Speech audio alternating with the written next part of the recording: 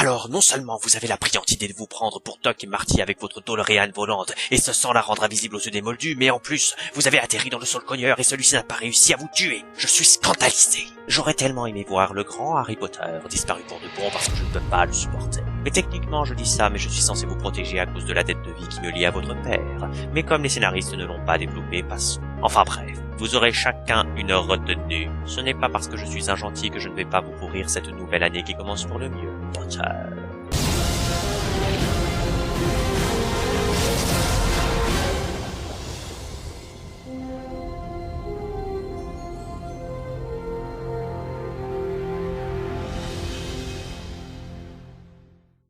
Aujourd'hui, nous allons étudier les mandragores parce qu'elles sont capables de faire revenir à la vie ceux qui ont été pétrifiés. Et que c'est justement dans ce film que des élèves vont être pétrifiés. Je retire 10 points au premier qui me demande si c'est une coïncidence. Comme ça, en étudiant les mandragores, les spectateurs ne seront pas largués en demandant ce que c'est. Des questions? Cet enfant ne sera jamais professeur de botanique, croyez-moi. J'ignorais que les sorciers savaient ce qu'était du ruban adhésif, mais bon. Tu sais qu'on dit du scotch aussi? Salut Harry. Je me présente, je m'appelle Colin Creevy, je fais ma première année à Poudlard, j'ai atterri à Gryffondor et je vais mourir lors de la bataille de Poudlard. Colin est la version anglicisée du nom gaélique Callan, Cowlen signifiant petit morceau ou jeune lion, ce qui correspond bien à mon personnage, mais on s'en fout. Je n'apparais que dans ce film puisque c'est Nigel Lodpert, un personnage inanimé dans les films qui prendra ma place. Je vais me faire pétrifier par le basilic sans trop de raison apparente, mais les scénaristes ont dû se dire que mon statut de nez moldu justifiait la chose. Bref, j'aime les photos, je m'appelle Colin Creevy. Mesdames et messieurs, et vous les enfants, voici votre nouveau professeur de défense contre les forces du mal, Bibi. Mais non, pas celui-là. Chaque année, le professeur change, car il lui arrive quelque chose. Quirrell s'est fait exploser l'année dernière, moi je ne sais pas ce qu'il va m'arriver, mais j'espère juste ne pas perdre la tête. L'année prochaine, ce sera Rémus Lupin qui va... Non, ne spoilons pas. Bien.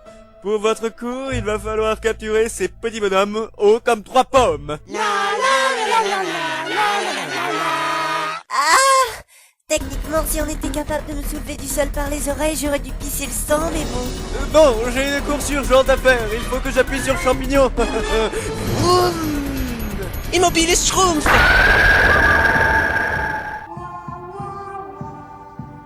Blablabla Quidditch, blablabla geek du sport, blablabla Serpentard m'énerve, blablabla qu'est-ce que vous faites là, blablabla. Blablabla, entraîner nouvel attrapeur, blablabla. Blablabla alors. Au fait, t'es une sandbourbe. N'essayons pas de nous jeter sur Malfoy comme dans le livre. Je vais t'en faire baver, Malfoy. Sam Shark.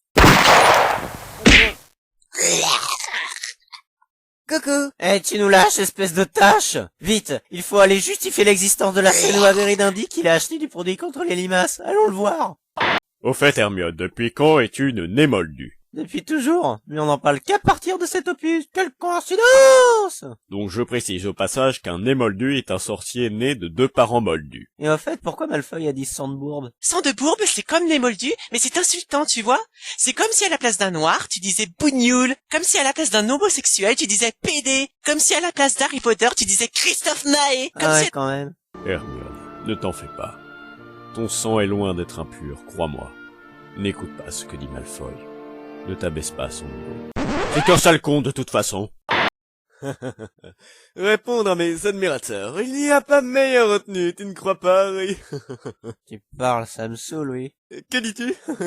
Non, je disais, tu parles, c'est cool, oui. C'est normal. Bonjour Harry. La voix a une mission pour toi. Si tu l'acceptes, tu vas devoir... Salut Harry. On arrive comme par hasard au mauvais moment? C'est tout. Pour le moment. Et merde, j'ai rien entendu, vous me saoulez!